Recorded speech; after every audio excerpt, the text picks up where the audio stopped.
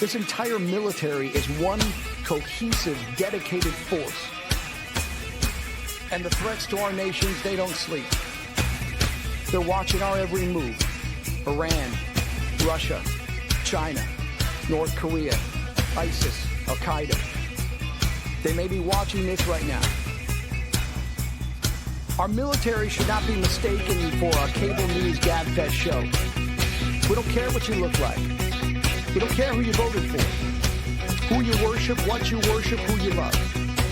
It doesn't matter if your dad left you millions when he died or if you knew who your father was. We have been honed into a machine of lethal moving parts that you would be wise to avoid if you know what's good for you. We will not be intimidated. We will not back down. We don't want war. But if you want war with the United States of America, there's one thing I can promise you, so help me God. Someone else will raise your sons and daughters.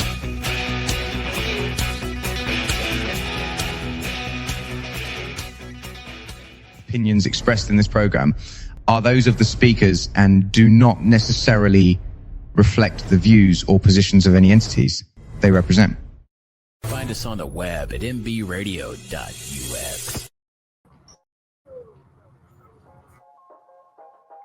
Welcome to the From Pain to Purpose radio show.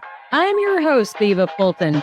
In this show, we explore the incredible journeys of resilience, healing, and transformation.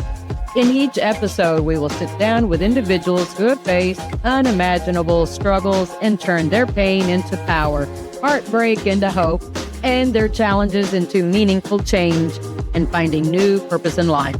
Through candid conversations and inspiring stories, we will uncover how pain, whether emotional, physical, mental, or spiritual, can be the catalyst for profound growth and a deeper sense of purpose.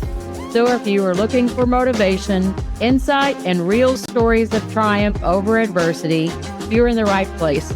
Let's get started on this journey from pain to purpose. Let's give veterans a voice through military broadcast talk. Hey, welcome everybody.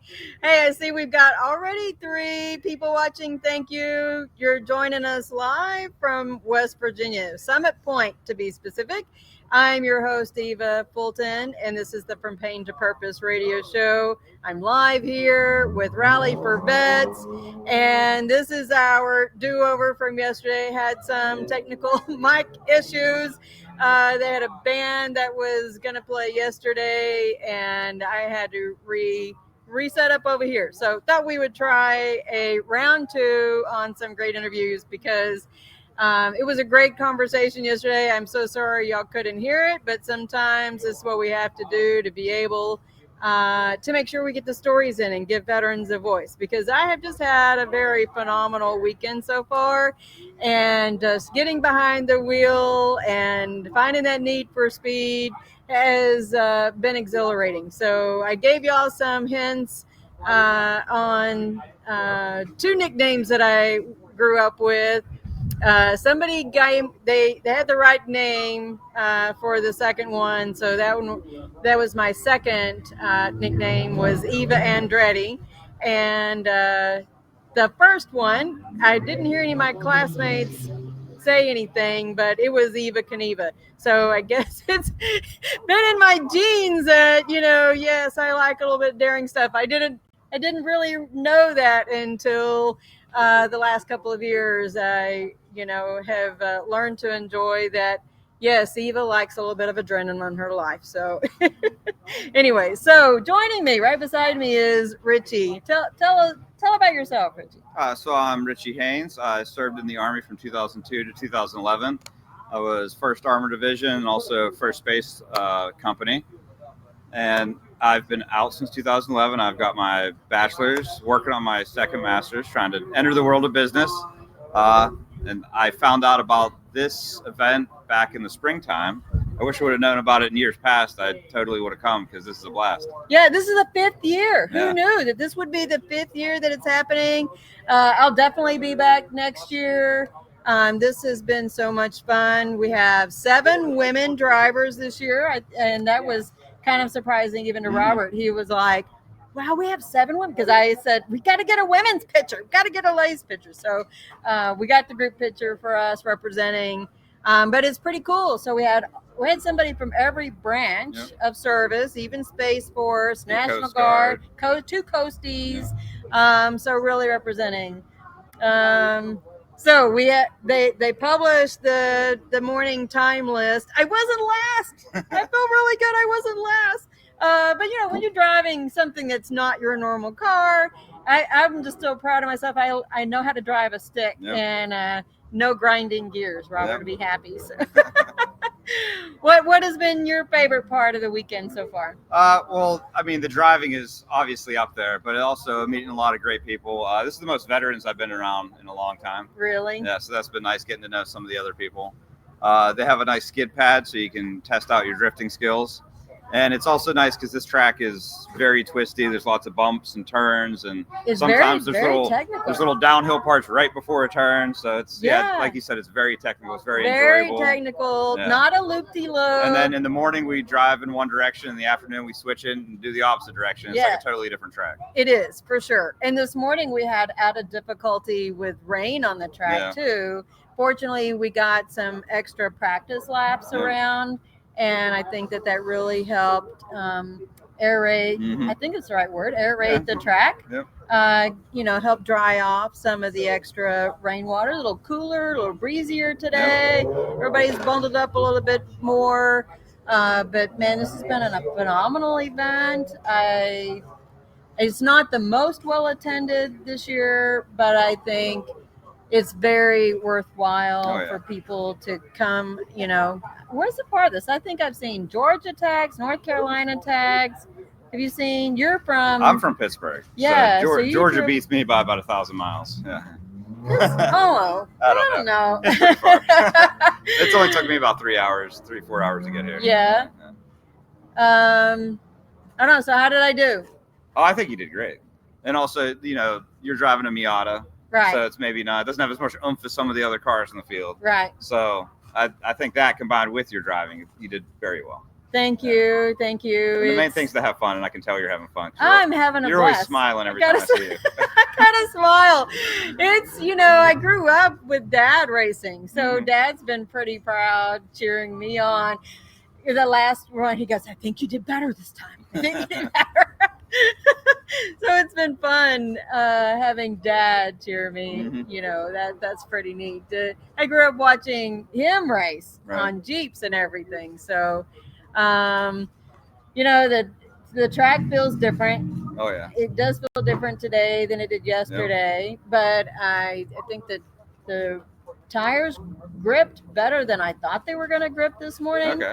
Only, I think that third practice, parade lap around this morning, I had a little bit of squiggle back there, a little squirrely, but other than that, everything felt very good. Yeah, so far so good. Yeah. I think I took the turns better and just, understanding how the Miata responded versus what my truck does. It's a very different feel. Very different feel. Yeah. So folks, we have had 2 people that had some issues today. So one a little more major than the other. But everyone's okay. Everyone's safe. Yeah. But everybody definitely paused to make sure that, they were okay. Oh, yeah. Leaving out and everything. So, but they're still here watching. Yep. They're still here watching. So that's good. Yep. So we still have half a day left. Yeah. Got four or five runs tops. That's all we have left. It's 4 or 5 more. Right. So. I might get to race this afternoon. We'll see. Yeah. We'll see. We're waiting to see. That's why I'm trying to squeeze this in and make sure, we cover the topics to make sure from yesterday. I'm so sorry, folks. So sorry. What else did we cover yesterday that we meant to cover? We covered a lot yesterday that they didn't get to hear. Yeah. I think we hit all the main points. I'm trying to think what else we did discuss. Don't know. It couldn't have been too important, right? Oh, I know what it was. The point of when you're on the track, what do you think about? So today was a little different than yesterday. So the conversation will be a little different. Okay. Today it was rainy. And I know I could have put up a faster time, but the goal is to cross the finish line. Right. So I really didn't want to go off the track at all. So I held back a little bit. So that was kind of my thought was don't push it, don't push Right. it, don't push it. Because you still drive your car. Yeah, Right. I got to take it to work on Monday. So. Right. Imagine that. Yeah. Imagine that. But that's the cool thing about a lot of these cars are people's street cars. Mhm. They really Yep. do drive these, but they just have some fun with Yep. it. I know one guy. What does he have? He has a Corvette, but he bought the race package with this vehicle compared to his last Mhm. vet. So I've had Yeah. some nice technical conversations with guys. I didn't feel too out of place. Yeah. I can talk the lingo. Mhm. Now you hold your own, I I think. can hold my own. I didn't feel as pushed today. Yeah. That was the nice thing. Yesterday, I felt I was a little pushed, and maybe that was because I just was still so new at it. I feel like That's what's nice about having it as a 2-day event. So we had yesterday was practice all day. Right. Time Low- doesn't matter. Low stress, yep. Right. So it kind of made the less anxiety today. Kind of know what you're getting into. Right. So it was good. But I had the familiarity. The only change was the rain on the surface. So Kept it interesting, yeah, that's for sure. it did keep it Yeah. interesting. But it seems to have dried out pretty Oh, well. yeah, I think so. And in case y'all can't hear, they're back there. They're back there racing. So time's happening right now, live. And I'll try to do a Facebook Live when we're having the award ceremony, and that'll be interesting. We'll Yep. see who wins, top dog, Yep. and which branch wins. I think Army's taking it. Yeah, I'm going. Good money's on Army. I'm going Team Army too, Yeah, of yeah. course. A little bit biased. I know, right? It's okay. Well, we're going to go ahead and switch. Susan's right here. Thanks, Richie. Thank you. And, we're going to have to stay in touch because we're already Definitely, connected on definitely. LinkedIn. Yep. And this will not be our last Yeah, this conversation. will ever. not be a one-time event. That's Yeah, right. for That's sure. right. Thank you so All much. right. Thank you, Yep. Richie. Race on, dude. Yep. All right. Next up. I have a beautiful young lady joining me and her service dog, which is why we're here. Woody. Hey, everybody, this is Susan. Hello. And I don't know if you can see. We'll see. There's Woody. Here, Woody. Sit. Good boy. Aw, see, so good. So good. So, how are you doing today? Good. Good. How are Good. you? I'm fantastic. Hey, I think we have Mike working. I'm hoping anyways. That would be nice. It acted like it was working, and I haven't seen anybody put anything in the comments saying, hey, we can't hear you. We still have 4 listeners, so I think we're doing something right. So tell us a little bit about yourself. So, my name is Susan, and I am prior Air Force. I was active duty from 2007 through 2014. Yeah. And then I was ER nurse in the Air Force. Right. And then I separated and went to graduate school.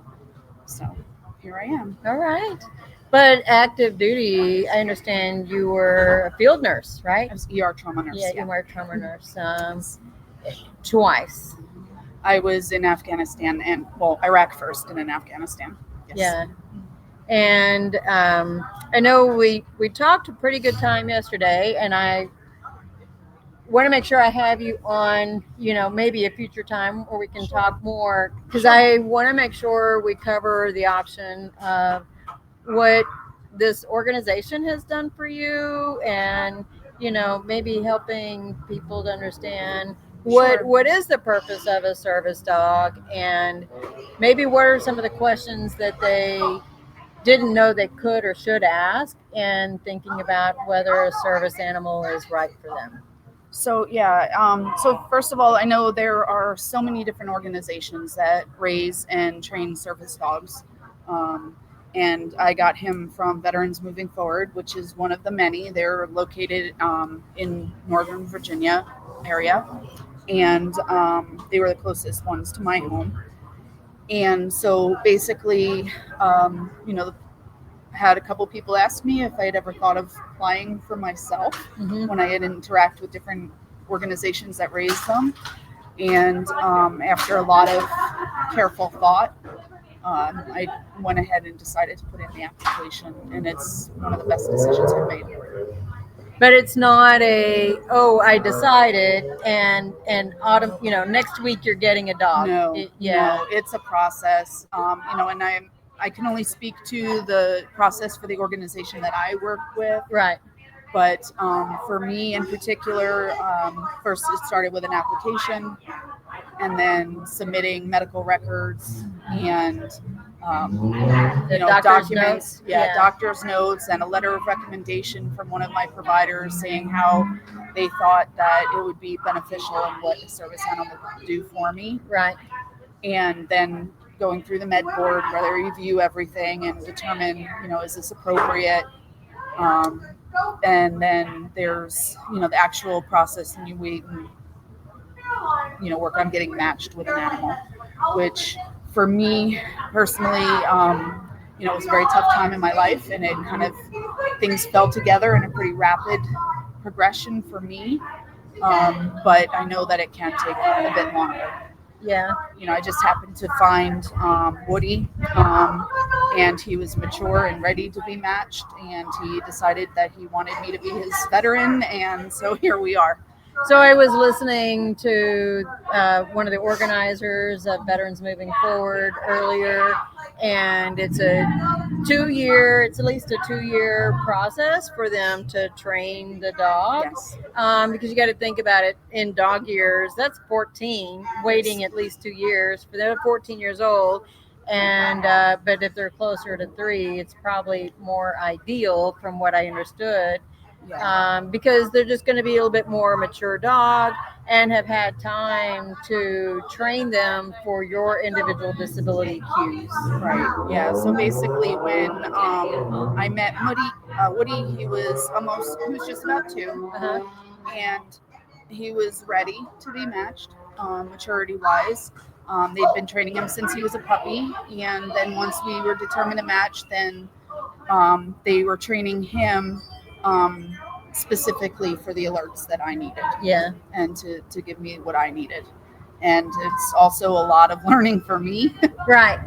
We graduated, we had matched on January 1st. We graduated in August. Here it is in October already, and I'm still learning. I still have so much to learn. Yeah. But you got to attend the inaugural Rally4Vets ball. Yep. That must have been exciting. It was an honor.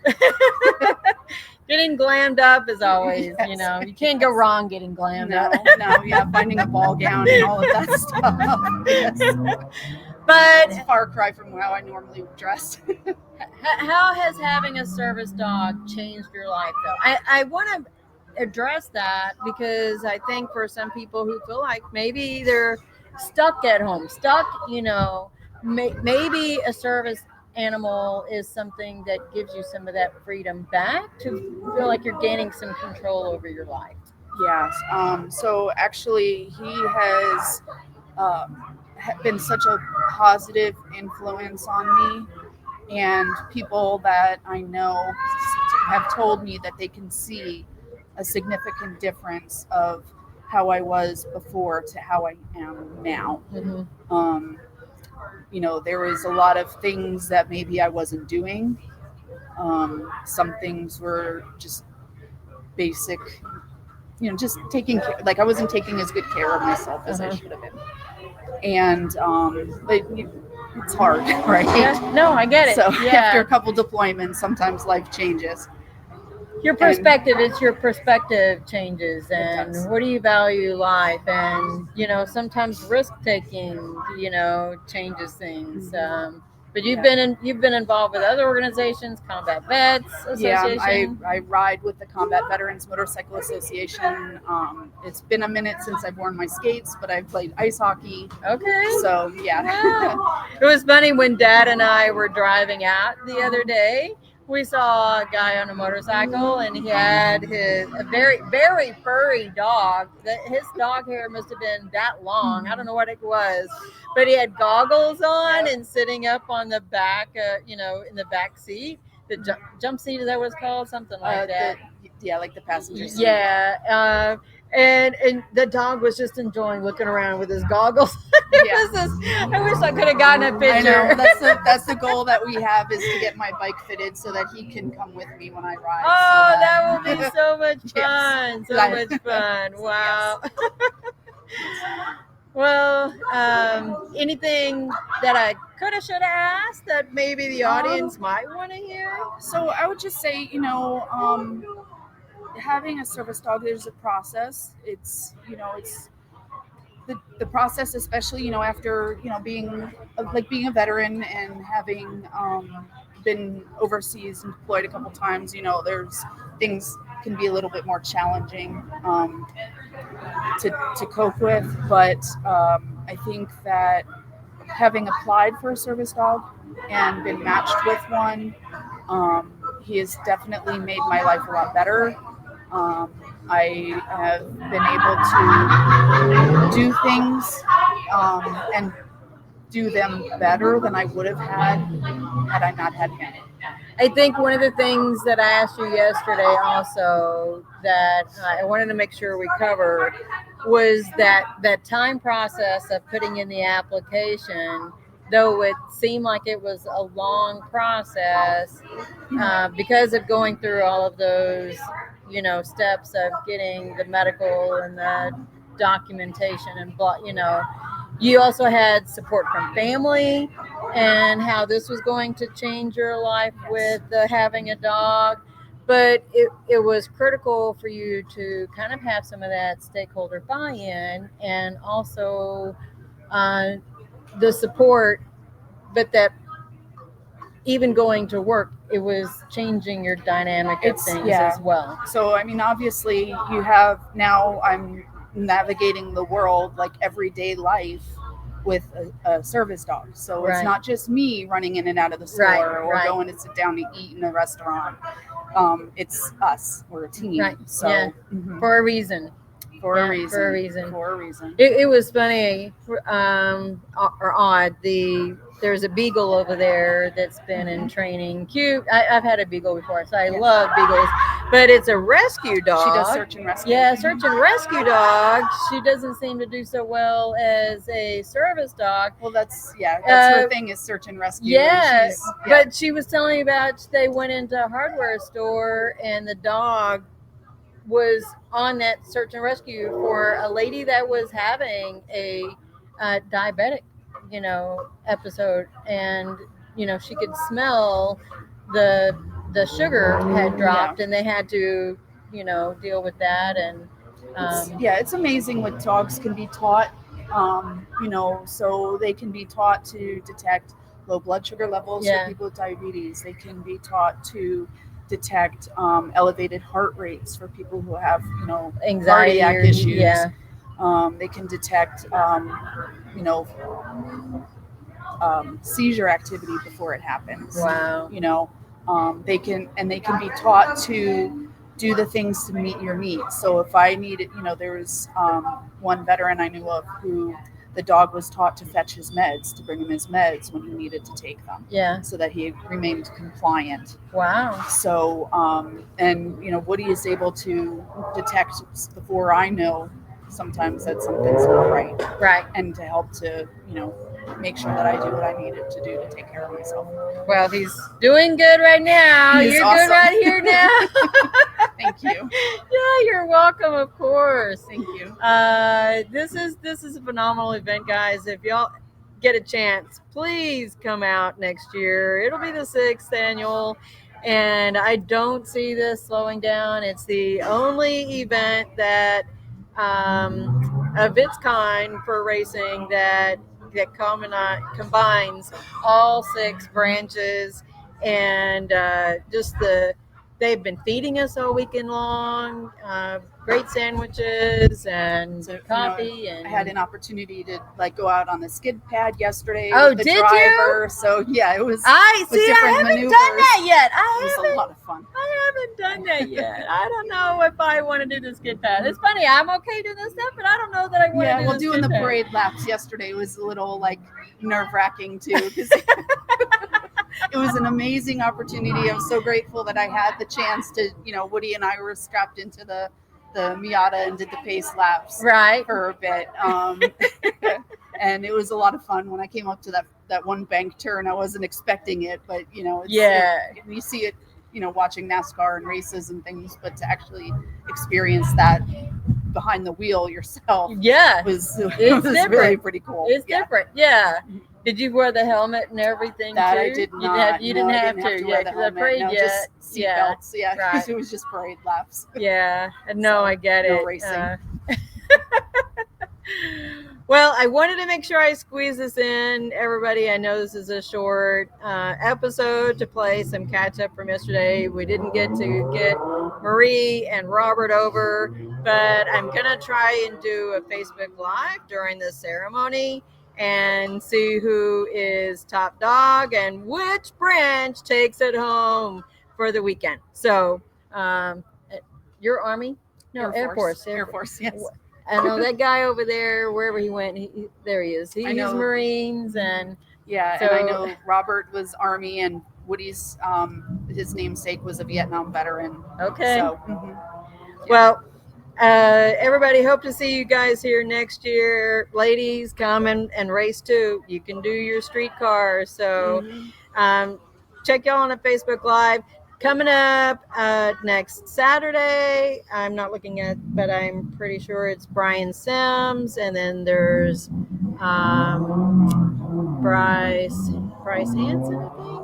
Anyways, I'm booking already in December, guys. So if you want in on my schedule, let me know. Reach out, eva@nbradio.us or info@evafulton.com. And what else? Oh, my book is Welcome to My People Garden. Half of the proceeds through the month of November will go to Military Broadcast Radio. We are giving veterans a voice, and y'all have a fantastic week. So catch you later on a Facebook Live. Bye. Oops. If I can end it there. Ladies and gentlemen, thank you for tuning in to Military Broadcast Radio. As we wrap up today's show, we want to remind you that the podcast of today's episode will be available right after we go off the air. So if you missed any part of the show or want to listen again, be sure to check it out. And remember, we're here to support and honor our veterans. Your stories and experiences matter, and we are committed to giving you a platform to share them. That's right. We're here to give our veterans a voice. So don't forget to catch the podcast and stay connected with us. Giving our veterans a voice.